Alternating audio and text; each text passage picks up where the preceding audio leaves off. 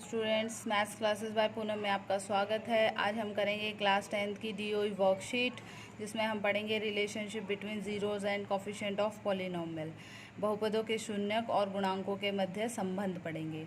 तो यहाँ पर देखो, हमारी जनरल क्वाड्रेटिक इक्वेशन क्या होती है? A x square plus b x plus c. द्विघात बहुपद जो जनरल होता है, a x square plus b x plus सी।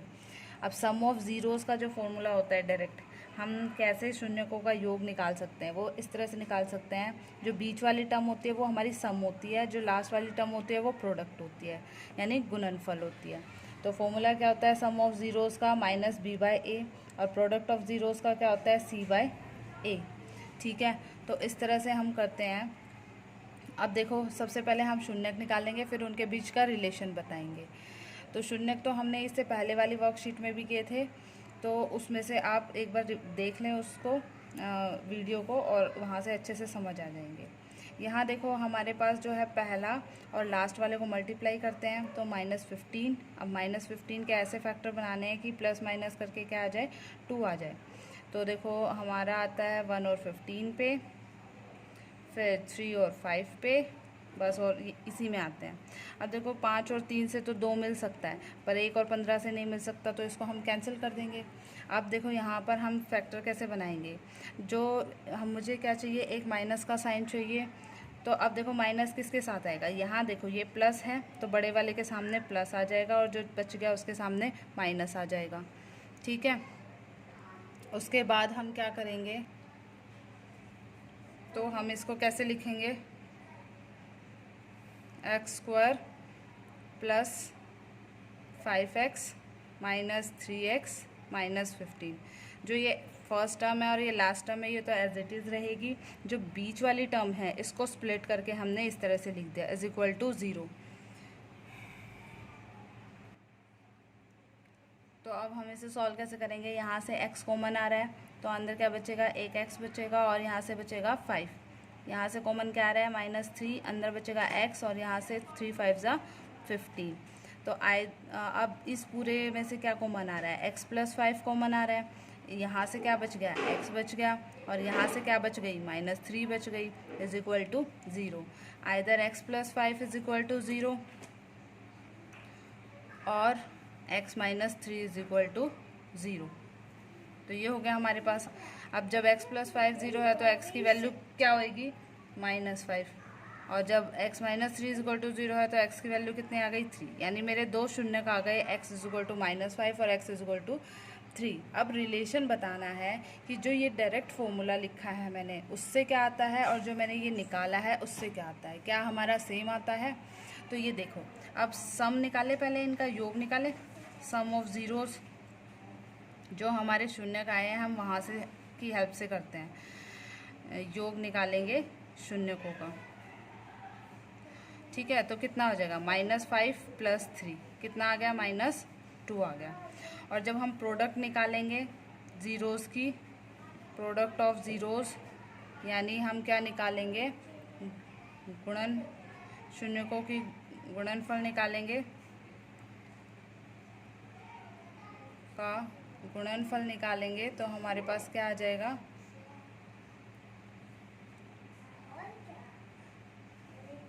तो देखो, -5 into 3 that is equal to -15। अब देखो, क्या जो मैंने ये इस मेथड से किया वही मेरा इस मेथड से आता है? देखो, डायरेक्ट मेथड से कैसे करेंगे? हमारी जनरल इक्वेशन क्या होती है? A x square plus b x plus c is equal to 0। और मेरी जो इक्वेशन है वो क्या है? X square plus 2x minus 15 is equal to 0। ये है मेरी।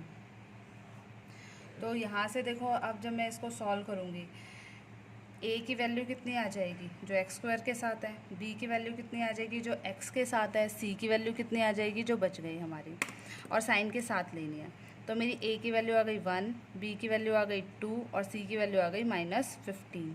अब जो हमारा फॉर्मूला था यहाँ से सम ऑफ ज़ीरोज़ का, वो क्या होता है?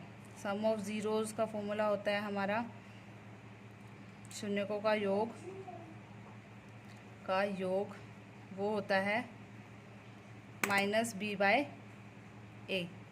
अब बी की वैल्यू पुट कर दो और ए की वैल्यू पुट कर दो। बी की कितनी वैल्यू है, बी की वैल्यू 2 है और ये माइनस साइन, और ए की वैल्यू 1 है, तो मेरा कितना आ जाएगा सम -2। और यहाँ से भी मेरा सम कितना आ रहा है -2 आ रहा है। अब प्रोडक्ट चेक कर लो। प्रोडक्ट का फॉर्मूला क्या था हमारा, गुणा का फॉर्मूला क्या था, C/A। क्या था हमारा, C/A। अब C चेक करो, C मेरा कितना है -15 है और A कितना है 1 है, तो यहाँ से मेरा आंसर कितना आ गया -15। यहाँ से भी गुना उतनी ही आ रही है जितनी यहाँ से गुना आ रही है। तो इस तरह से हम इनके बीच का जो है रिलेशनशिप फाइंड आउट कर सकते हैं।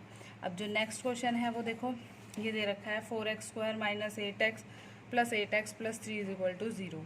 तो सबसे पहले हम क्या देखेंगे, इसके फैक्टर्स बनाएंगे। अब जो पहला टर्म है, लास्ट टर्म है, उसको मल्टीप्लाई किया तो 12 आ गया। 12 के फैक्टर 1, 12, 2, 6, 3, 4। अब ये देखना है कि 8 किससे आ रहा है। अब इससे तो 8 आएगा नहीं ना, 3 और 4 से आएगा, सिर्फ 2 और 6 से आएगा, तो 2 और 6 को लेते हैं। अब स्प्लिट करेंगे 8x को किसकी टर्म में, क्योंकि यहाँ भी प्लस है और यहाँ भी प्लस है, तो दोनों को प्लस करने से आएगा।